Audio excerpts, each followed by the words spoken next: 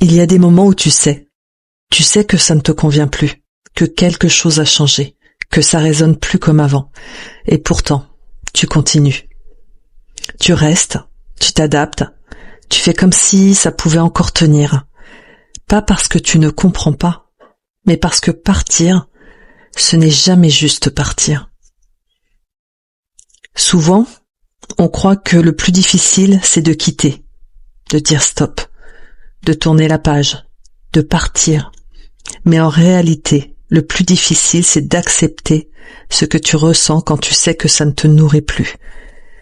Parce qu'à ce moment-là, il n'y a plus d'histoire à se raconter. Tu ne peux plus te dire que ça va passer, que ça va revenir, que c'est juste une phase. Tu vois, tu ressens, et tu sais. Et malgré ça, tu restes. Et ça peut être déroutant, parce que tu pourrais croire que si tu vois clair, tu devrais agir. Mais ça ne fonctionne pas comme ça. Comprendre ne fait pas partir. Voir ne fait pas couper. Parce que rester, ce n'est pas juste rester dans une situation. C'est rester dans quelque chose qui est devenu familier. Même si ça te fait mal, même si ça t'épuise, c'est connu. Et le connu, même inconfortable, rassure. Alors tu t'accroches, pas forcément à l'autre, mais à ce que ça représente, à ce que ça remplit, à ce que ça évite. Parce que partir, ça laisse un espace.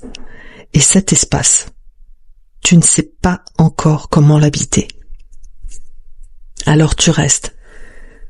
Pas parce que tu es faible, pas parce que tu manques de volonté, mais parce qu'il y a quelque chose en toi qui n'est pas encore prêt à se retrouver face à ça, face au vide, face au manque, face à ce que ça va réveiller. Et ça, on n'en parle pas assez. On parle de dépendance, de schéma, de peur, de l'abandon, mais au fond, c'est souvent beaucoup plus simple. Tu restes parce que partir t'oblige à te retrouver avec toi, sans distraction, sans repère, sans ce lien qui, même imparfait, remplissait quelque chose. Et ce qui est encore plus subtil, c'est que tu peux être lucide et rester quand même. Tu peux comprendre, analyser, voir les mécanismes et continuer, parce que comprendre ne transforme pas instantanément. Parce que ressentir, ça prend du temps. Et rester, ce n'est pas forcément une erreur, c'est parfois un passage. Un moment où tu prends conscience, pas avec ta tête, mais avec tout ce que tu es. Et peut-être que ce qui est difficile, ce n'est pas que tu restes, mais que tu te juges de rester, que tu te dis que tu devrais déjà être ailleurs, que tu devrais être déjà partie, que tu devrais être plus forte, plus alignée, plus décidée, alors qu'en réalité, tu es exactement là où quelque chose est en train de se voir.